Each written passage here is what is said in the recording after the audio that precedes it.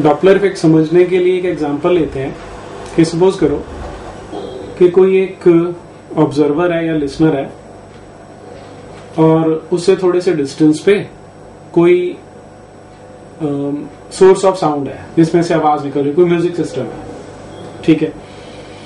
तो जैसे जैसे वो म्यूजिक सिस्टम की ओर बढ़ेगा, as he approaches the source of sound, तो उसे ऐसा लगेगा कि साउंड की फ्रीक्वेंसी बढ़ रही है, ठीक है। लेकिन अगर वो उससे दूर जाएगा तो ऐसा लगेगा मानो उसकी फ्रीक्वेंसी कम हो रही है। सिमिलरली अगर वो रेस्ट पे है, जैसे मान लो आप रेस्ट पे खड़े हैं और एक स्कूटर सड़क पे चलता हुआ आपकी ओर आ रहा है, तो आंखें बंद करके भी आप बता सकते हो कि स्कूटर आपको अप्रोच कर रहा है, ठीक है। क्यों? हालांकि स्कूटर के इंजन से जो आवाज निकल रही है उसकी फ्रीक्वेंसी तो कांस्टेंट है, लेकिन क्योंकि वो तुम्हें अप्रोच कर रहा है इसलिए ऐसा लगता है मानो उसकी फ्रीक्वेंसी बढ़ रही है, ठीक। और अगर दूर जा रहा हो तो ऐसा लगता है मानो उसकी फ्रीक्वेंसी कम हो रही है।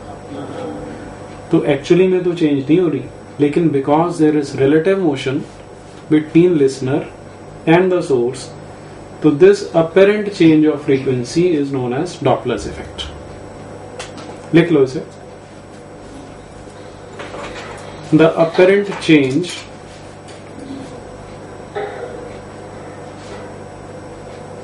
in frequency of the apparent change in frequency of sound waves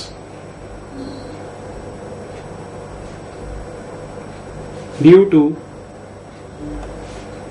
relative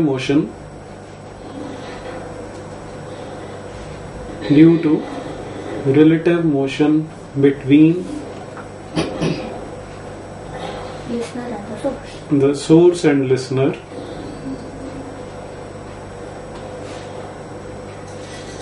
is known as Doppler's effect.